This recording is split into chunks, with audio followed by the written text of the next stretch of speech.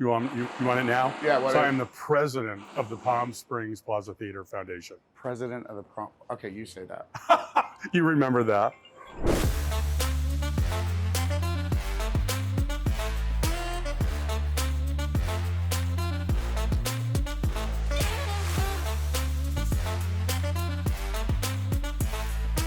Tonight, you are auditioning to be a lounge singer. El Jefe. El Jefe.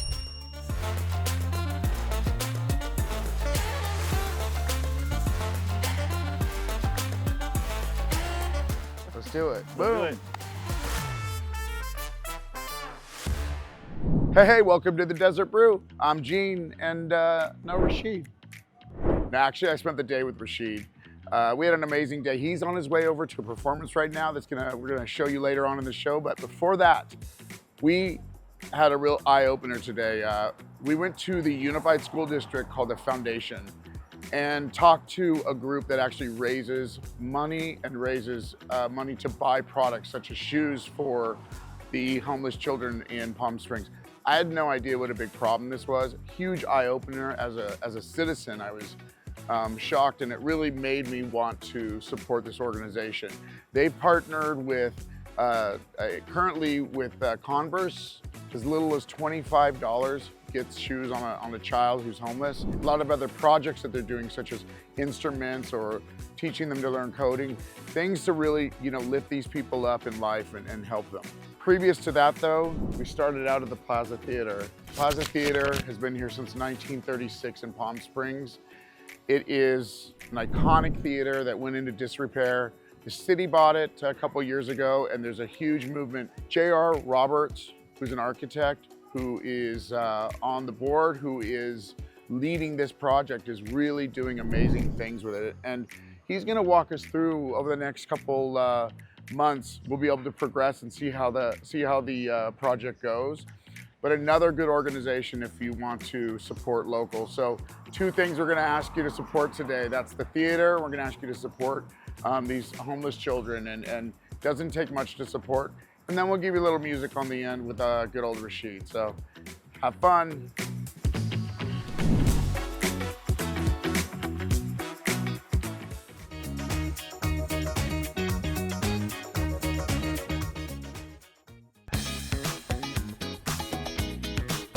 Can you believe it? Season 2. We are ready to get back to work.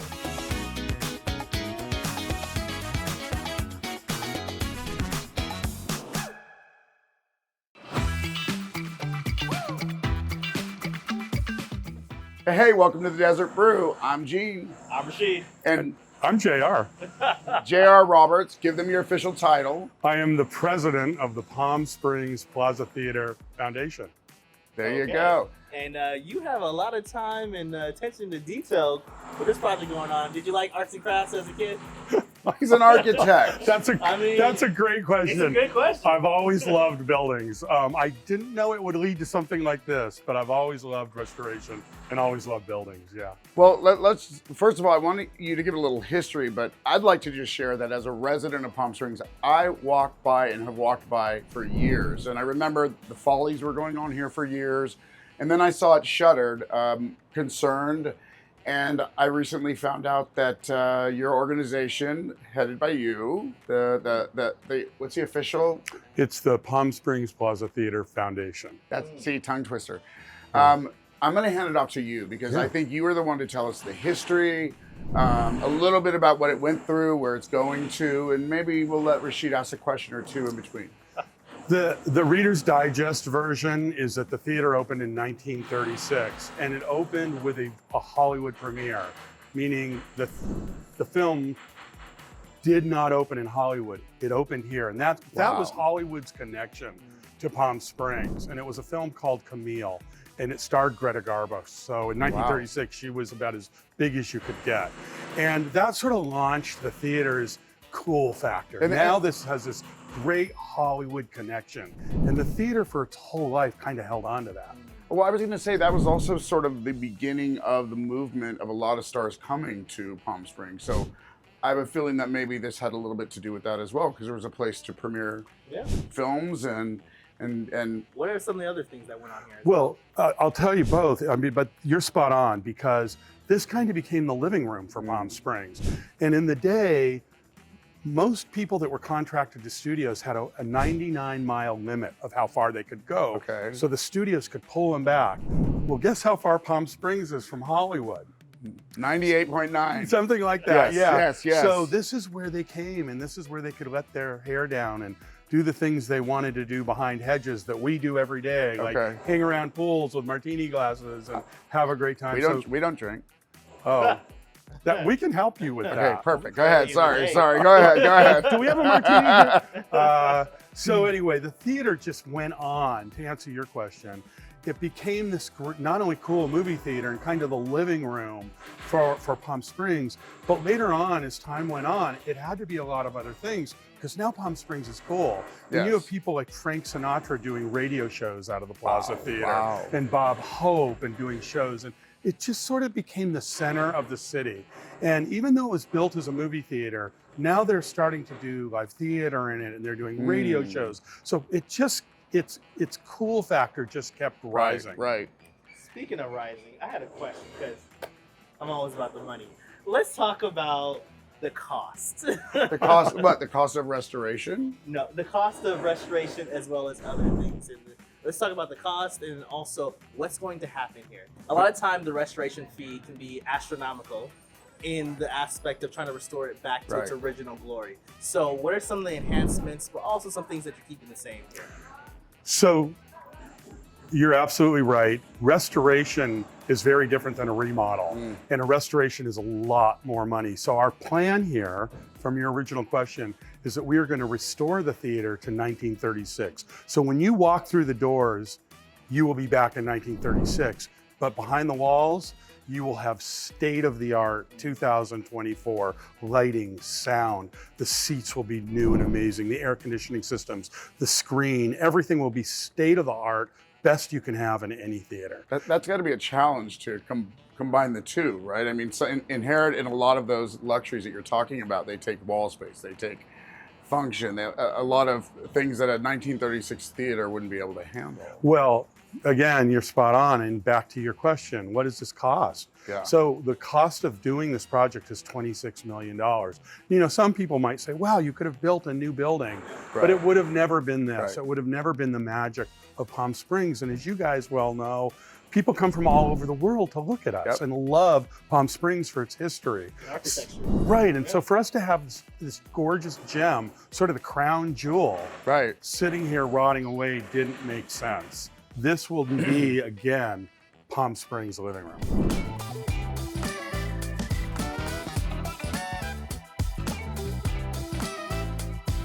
Tell everybody a little bit about who you are, and I know your background is in architecture.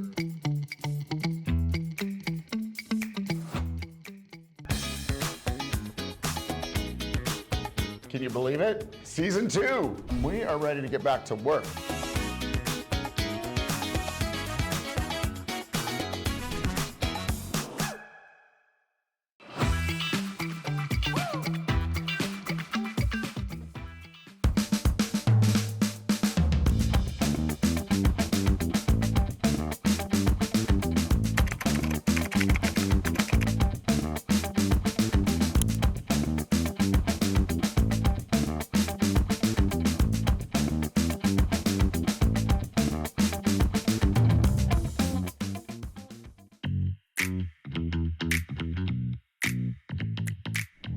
The way I understand it, this became a passion project of yours.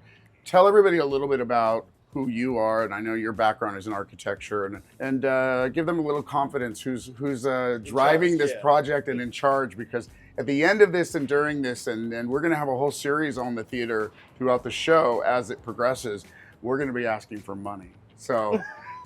Not from me, I hope. Yeah.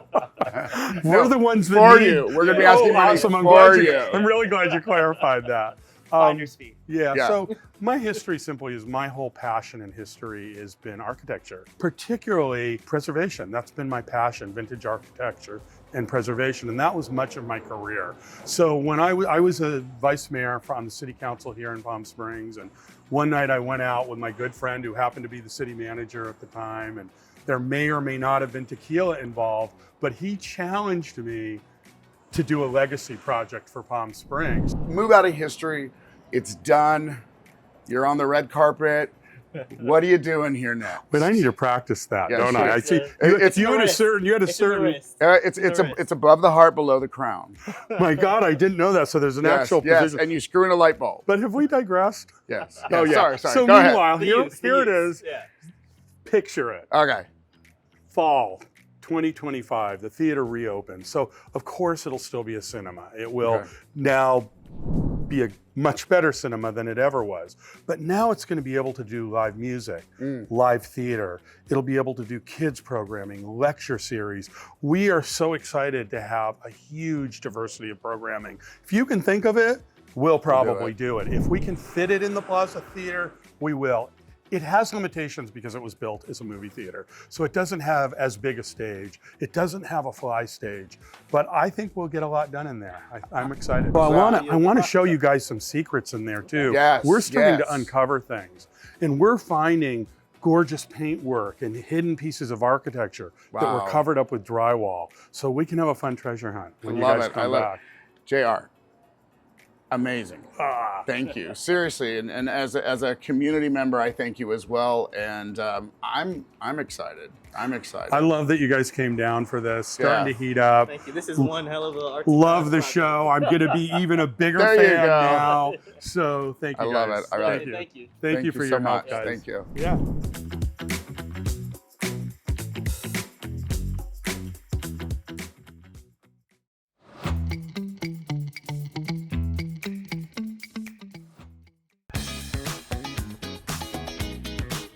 Can you believe it? Season 2. We are ready to get back to work.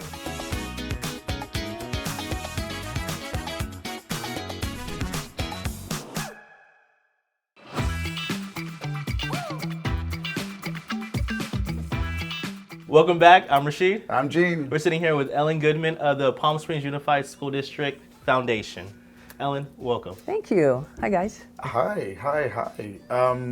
We've had a little time to talk before we started taping, and I am just blown away by what you're doing.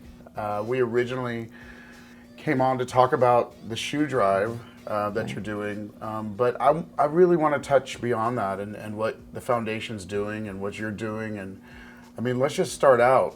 Give us some background on the foundation and how it came to be, please. Right. So education foundations are common, and they were established to help the community support areas that are under and unfunded in school districts. And about, I'd say 12 or 14 years ago, our school district established a 501c3 to do exactly that, to raise money to fill gaps for under and unfunded projects. And it really is, those projects are things all the kids love to do, right? So government dollars, it's about 70 cents on the dollar. They will fund all the academic, they'll fund teachers, they'll fund some basic supplies, and everything else you almost have to beg, borrow, and plead for. And you see it in teachers having to take money out of their pocket for supplies, and you see schools kind of knocking on business doors and asking for help. And school districts, our school district particularly, is quite progressive and very forward-thinking. So they established a foundation. They pay for all of the operating expenses, which includes our salary and benefits, so that all of the money that we raise can go to the project that is being funded at that moment. Yeah, it's pretty shocking that 12% of our school population is considered homeless.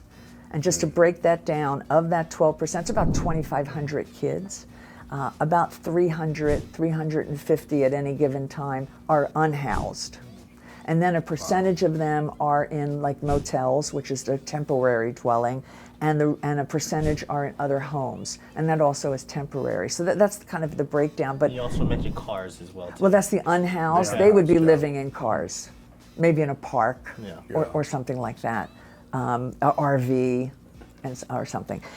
And so during COVID, we raised funds for gift cards so that families could get resources.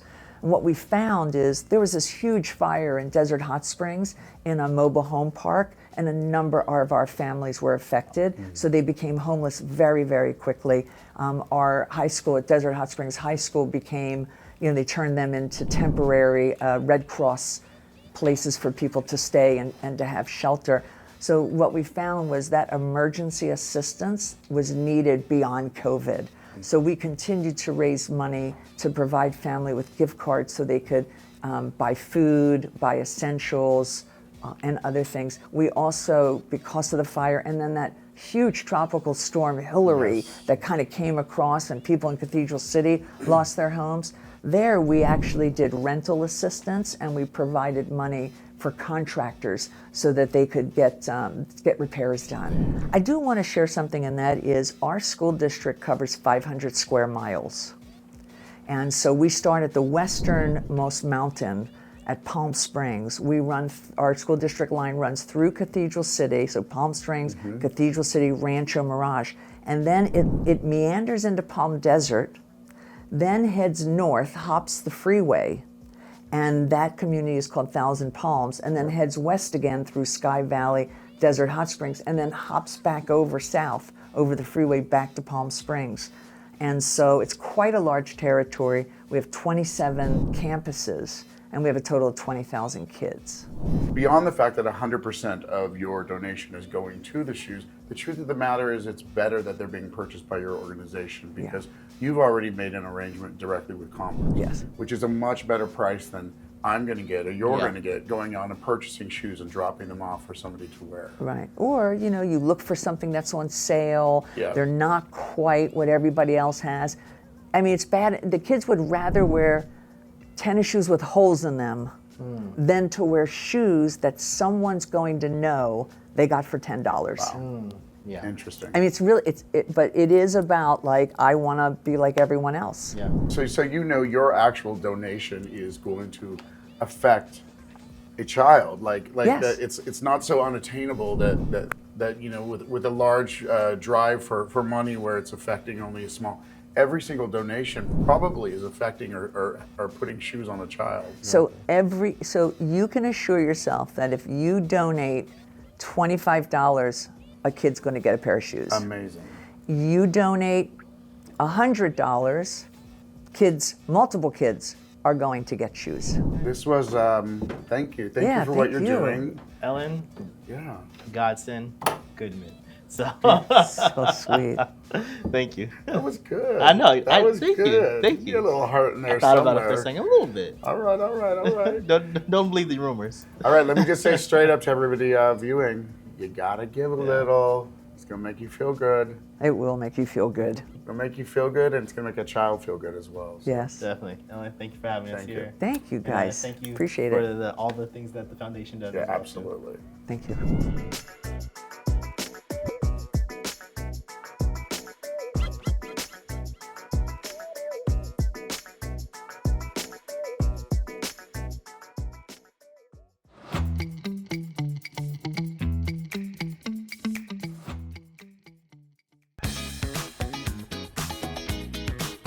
Can you believe it? Season 2. We are ready to get back to work.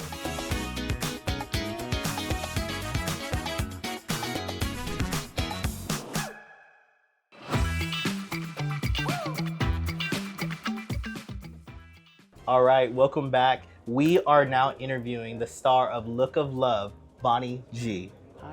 Welcome on to the Desert Brew. Thank you. Thank you for welcoming me into your dressing room. I know you need to be out on stage. We're gonna and start prepping. soon, yeah. Exactly. So can you tell the people at home a little bit about the show? Well, it's basically kind of a condensed version of the story, Dusty Springfield's sort of life story, career story, told through her music. So we're doing a lot of her big hits, a couple of songs you might not know, but sort of songs that fit in with the arc of her career, basically. Okay. And so for you, are you playing the actress herself, or? Well, it's kind of, I mean, I'm dressing the part, Yeah. but I'm telling her story. I'm going to refer to her in the, Dusty, not me. I did this, Dusty did this, and Dusty did that. So I'm telling her story, but just giving you the essence of her. Okay, so for me, I'm unfamiliar with her story. Okay. So can you tell me a little bit about who she was? Well, she was born in England. Okay. She was very awkward as a child, teenager, but decided she wanted to be a pop star. So bleached her hair blonde, put on a lot of makeup, kind of changed her image totally. And she had great success in England for a while. Her sexuality was always in question, and the press in London hounded her, are you gay, are you gay? And in those days, in the 60s, for a female pop star, it wasn't quite as accepted as it is now, so she kind of edged around it. She finally moved to America, LA, for a couple of years because she was sick of the reporters. But LA was not a good place for her. She signed with new management. They didn't know what to do with her. She didn't work a lot. She got bored. She got into drugs and booze and depression, and finally went back to England, said enough of this. But then sadly, she died of breast cancer at 59. What can the people in the audience that is waiting to see this amazing show, what can they expect from this? Well, again, a lot of her hits, not all of them, or it'd be a 4-hour show, but a lot of her hits, and a few songs that you might not know that she recorded unless you were a really diehard Dusty fan. I have a great trio behind me and the slides, pictures of her through her career. So it's just kind of a fun trip down memory lane. I love that. Is it going to be interactive? Not Okay. well. I'm asked people to sing along, and a couple Okay. of songs they might know. They can sing along, yes, in that sense. I love that. I love that. All right. So without further ado, let's get you out there. All I know the right. people are waiting. Thank you. Thank you.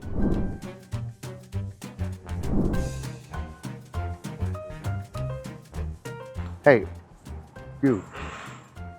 This is a problem all the time.